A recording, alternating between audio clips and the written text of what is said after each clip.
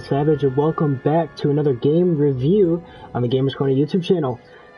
Today's game review, you're probably wondering, how did we get from going to Saints Row the Third Remastered, the most inappropriate dark comedian game ever, to playing a kids game, classic kids game, MediEvil. Well guys, I guess I'm a fan of remasters now. But today's review is MediEvil Remastered, the old PlayStation game that came out a really long time ago with a brand new remake. And honestly, I don't think it disappointed. This game originally came out, not the original game, but the remastered came out September 24th of 2019, and is only a Sony Interactive Entertainment exclusive, so only for PS4 as of right now. But the original game came out in 1998 of October. So 22 years ago, well, 21 years ago of that day, when the remaster came out, this game did not exist. But we are so glad that this game had a remaster. So the difference between this game and the original is that it's got better graphics. That's really all I can tell you. They fixed a little bit of the enemies up, but I believe this game is great. If you guys are not yet, make sure to leave a like and subscribe. What system did come out on 1980?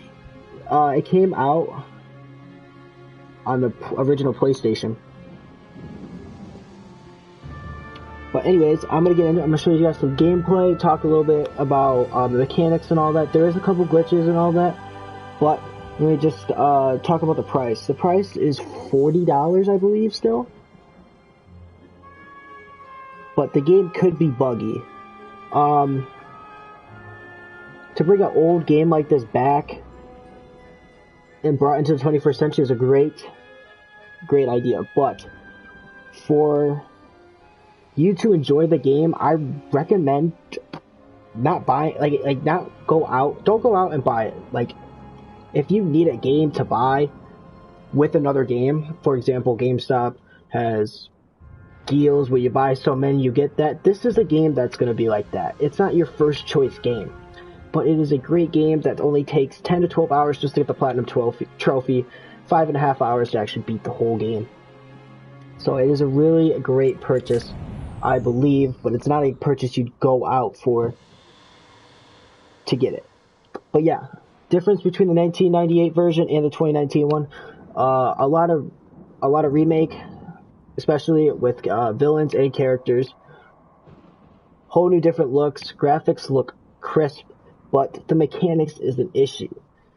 Number one, when you are starting up a loading screen, or after a cutscene, your character likes to turn to the left more. And that's a big issue because, you know, you could fall off an edge, you could get attacked, lose a lot of health, stuff like that. That was the big issue I had with this game. Going forward with a game like this, it gets to the point after a certain amount of time where you just want to beat the game and get done with it.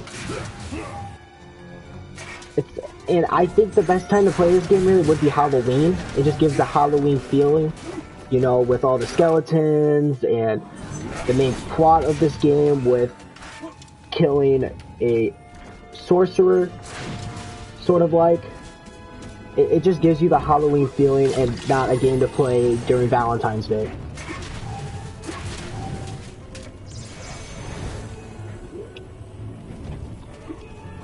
So, tips on this game. Make sure you keep your health as much as possible high. So you can see it goes 300, and then as you can see the bottles are starting to fill up. Make sure you have your bottles filled majority of the time, because as I said, with the game's glitches like this, it becomes an issue where you don't know how much health you're going to take over an easy objective. Puzzles are easy to solve on this game, really. There is a couple tricky ones once in a while, but you'll figure them out. It's not hard compared to like Dark Souls and stuff like that. Trophy-wise, trophies are really easy to do. I got majority of them within the first within the first playthrough. And then after that, you have to actually go back and find these lost souls. This is what I'm currently doing right now while you guys are watching this. The souls are sort of like, you have to find it, and then you have to go to other specific locations in a different area, and you just have to set them free, but you have to do a challenge with it. So for this one, you just have to dodge a bird, guys. That's it. Just dodge a bird. Not even that, you can just hold your shield down and that's it. But you do have to complete the levels to do these, which is a big issue, so that means you have to go through boss fights again, go through the missions, even like the ones that piss you off, especially this one for me. So, but yeah, as I said, remember to keep these full. You just stand on these, specifically the health system is really good in this game, I believe. But it does get annoying though when you take a lot of damage. When it comes to doing obstacles and parkour and such like that, the balance, like figuring out where to sit, like where to like land and all that, has bothered me a couple times. But throughout the whole game, it doesn't. So we're gonna go ahead and actually start this one.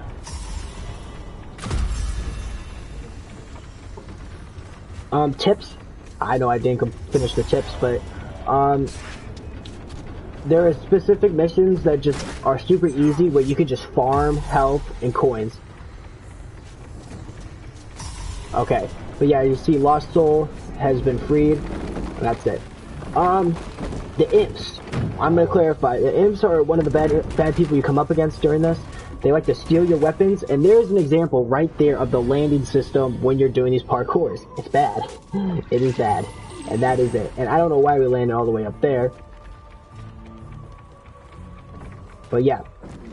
Imps, they take your weapons. Make sure you kill them as fast as possible, because if you do not kill them, and you leave the area, or you complete the mission, or they leave the area, you're kind of screwed.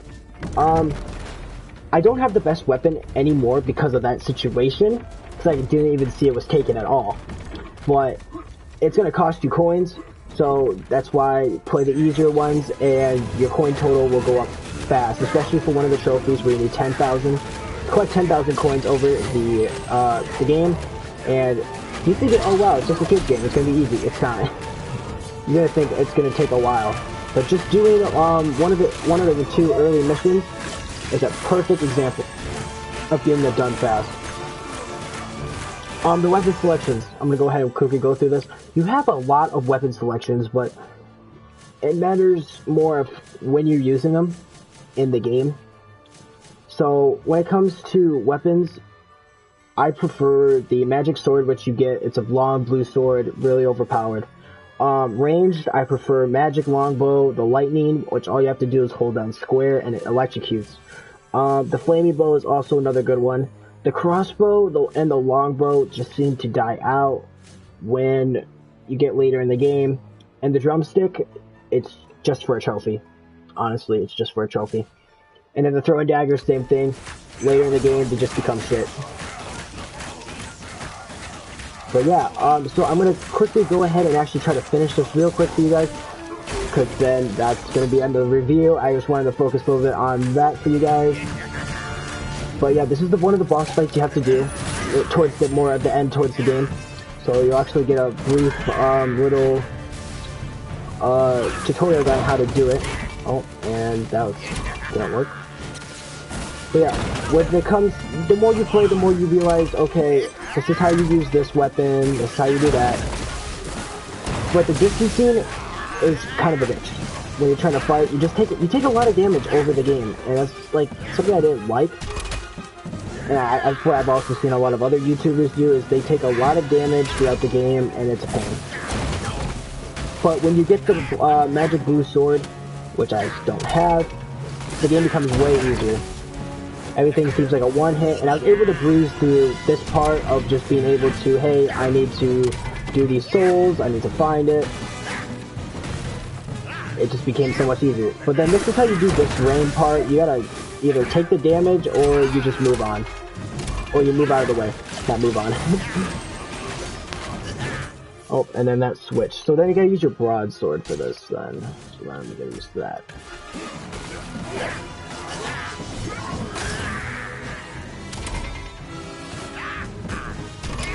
Okay, and then try not to hit those panels throughout while you're running away. I hit them all the time, and they suck ass.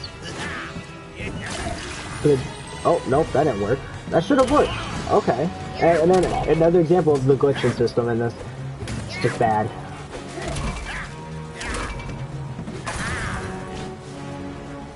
Shit. Okay, there we go.